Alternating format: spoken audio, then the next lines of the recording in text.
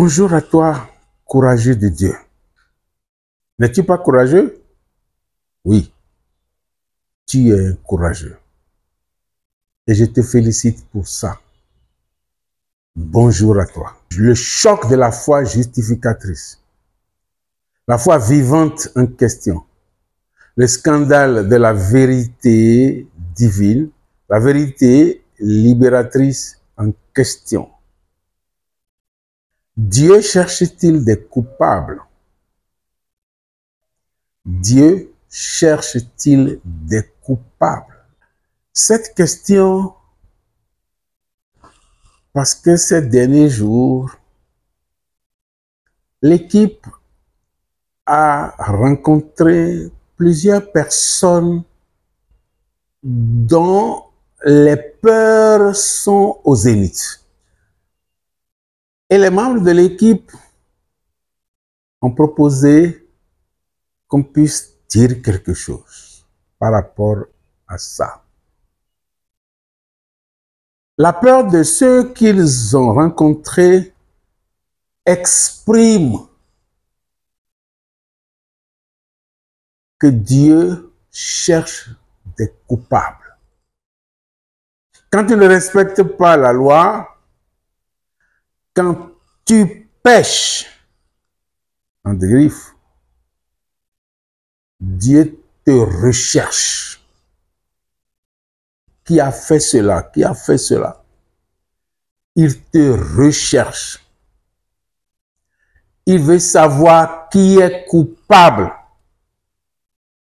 C'est pourquoi cette question. Toi qui es courageux, manifeste ton courage. Parce que le courage est une vertu divine. Tu ne peux pas avoir la vertu de Dieu et continuer de penser que Dieu cherche en toi le coupable. Pourquoi il t'a fait courageux? Pourquoi il t'a rendu le courage? Pourquoi il s'est donné à toi? Il y a contradiction. À moins que tu renonces au courage que tu possèdes. Ça ne s'entend pas. Et la manière dont nos membres expliquent te donne la peur. Toi aussi, ça te donne la peur. Et on se demande s'il y a des gens encore là. Dieu est Dieu. Il est bonté. Il est miséricorde. Il est patience. Je ne dis pas que c'est parce qu'il est bonté qu'il faut penser n'importe quoi, qu'il faut faire n'importe quoi, qu'il faut dire n'importe quoi. Non, justement. Il est bonté, tendresse, miséricorde, amour. Et parce qu'il est tout ça, parce qu'il a ses attributs, parce qu'il est ses attributs, parce que l'attribut de Dieu, qu'il vous souvienne, n'est jamais différent de Dieu. Dieu ne possède rien. En bon langage, Dieu ne possède rien. Il est. Il est miséricorde. Il est bonté. Et même du point de vue de l'existence, rigoureusement parlant, on ne peut pas dire que Dieu existe. Il est. Parce que ce qui existe, existe par le fait de quelqu'un. Nous fermons cette parenthèse. Et donc, à voir tout ça, tu ne peux pas continuer cette pensée que Dieu cherche des coupables. Non, ça ne peut pas continuer. Il y a quelque chose qu'on appelle contrition imparfaite. La contrition imparfaite dit quoi? Tu fais du tort à quelqu'un. Tu fais mal. C'est même pas bon d'avoir la conscience du mal. C'est même pas bon d'avoir la conscience du mal. Non pas laisser sa conscience émoussée. Non, ce n'est pas de ça que je parle. Tu pêches. Tu commets une faute morale. Au lieu de regretter cette faute morale, parce que Dieu est amour, parce que Dieu est miséricorde, parce que Dieu est bonté, toi, tu regrettes cette faute morale parce que tu iras en enfer. Parce que Dieu cherche des coupables. C'est ce qu'on appelle la contrition imparfaite.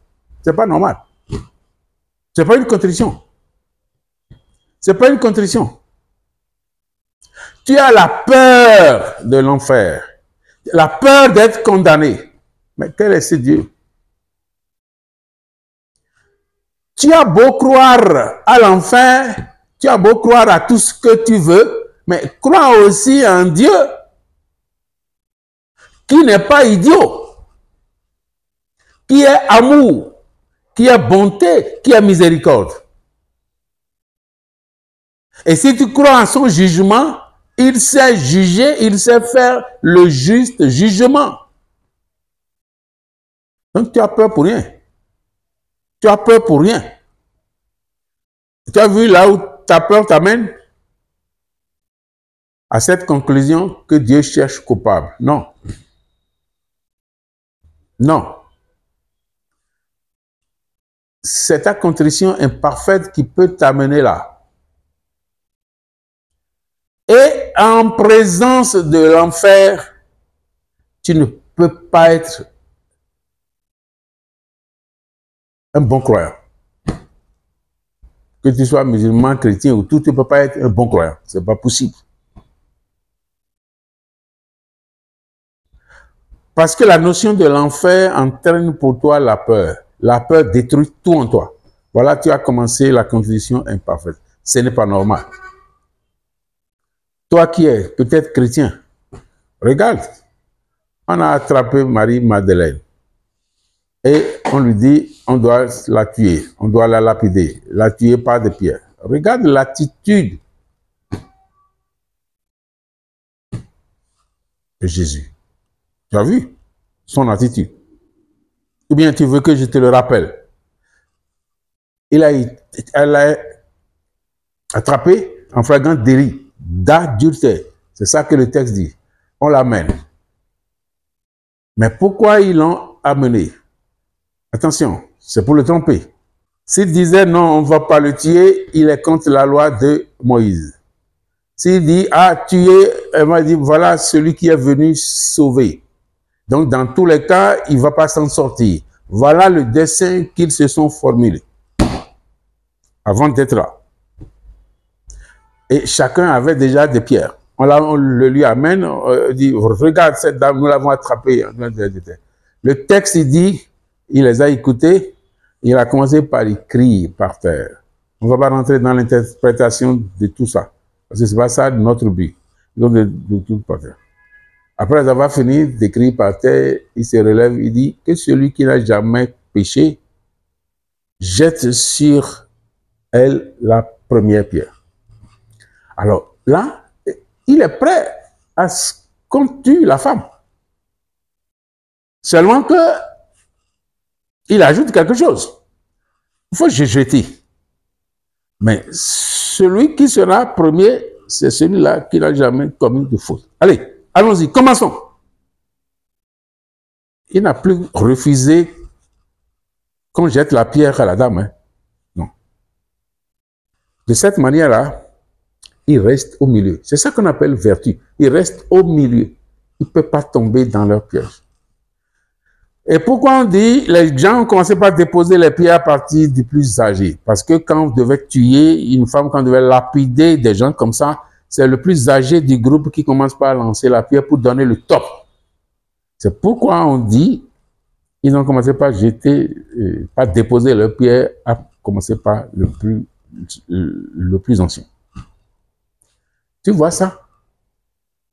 Mais si Dieu cherchait coupable, ce ne serait pas son attitude, ça. Non. Ce ne serait pas son attitude. Ce n'est pas possible.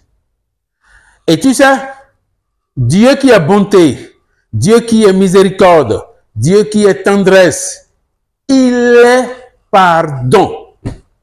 Il est pardon. C'est-à-dire quoi? Il donne par-delà tout, même la faute. Il donne par-delà tout. C'est ça la composition du mot pardon. Par et don. Verbe donner. Pardonner. Il donne au-delà du don. C'est-à-dire quoi? Il se donne. Donc celui qui pardonne ne donne pas seulement ce qu'il a. Il donne ce qu'il est. Et c'est ça le vrai sens du pardon. Dieu se donne en fait. Et c'est ça le pardon. Comment tu vas dire de celui qui se donne qu'il recherche des coupables? Toi aussi, regarde. Tu vas dire de celui qui se donne, tu vas dire de celui-là qui cherche des coupables. Alors, si tu affirmes ça, tu fais renier Dieu. Tu renies son être. Parce que son être est pardon. Son être est don de soi. Son être est don de soi. Don de soi à toi. Et c'est ce don de soi à toi, c'est ce toi-là qui est en train de dire, de penser qu'il est en train de rechercher coupable. Quitte-la vite. Quitte-la vite. Quitte-la vite. Ce n'est même pas bon pour toi, pour ton honneur, pour ta franchise, pour ta foi. Parce que là, tu doutes de Dieu. La seule insulte qu'on puisse faire à Dieu, c'est de douter de lui. Tu es en train de douter pratiquement de lui. Ah, c'est pour te rendre coupable, c'est pour chercher ça, qui t'a fait, qui t'a aimé, qui t'a fait tout ça. Non. Quitte-la, quitte ta foi. Ta foi, tu ne peux pas nourrir ça. Plus jamais, plus jamais, plus jamais. Si tu veux bénéficier de toi-même, si tu veux bénéficier de toi-même, si tu veux bénéficier de Dieu, intègre le sens du pardon. Parce que le pardon, Dieu est pardon, comme il est amour. Heureusement ou malheureusement, on ne comprend pas toujours la grande profondeur de ces notions. Dieu est amour. Dieu est pardon. Oui. Ce que personne ne peut faire, c'est ce que lui, il fait. C'est pourquoi celui qui essaie, celui qui se donne la conscience, la vraie conscience du vrai pardon, est considéré comme élevé, très élevé. Très élevé. Ce qui est prérogative de Dieu lui revient. Oui, parce que le pardon est une prérogative divine. Mais il veut que nous partagions cette prérogative avec lui. Dieu est pardon. Tu dois apprendre à être pardon. Si tu commences à pardonner, la notion que Dieu cherche des coupables va te quitter totalement et définitivement. C'est alors que tu seras un bon musulman, un bon chrétien, un bon croyant, un bon qui tu es. Quitte ça. Le dernier exemple que je voudrais te donner. La justice divine. Nous entendons souvent la justice divine. Bon, les bons à droite, les mauvais à gauche.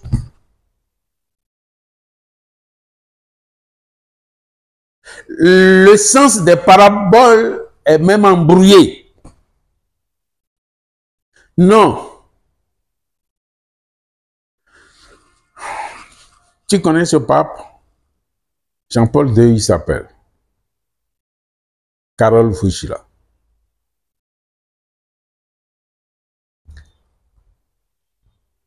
Il définit la justice divine comme le rassemblement de tous les peuples sous la miséricorde de Dieu.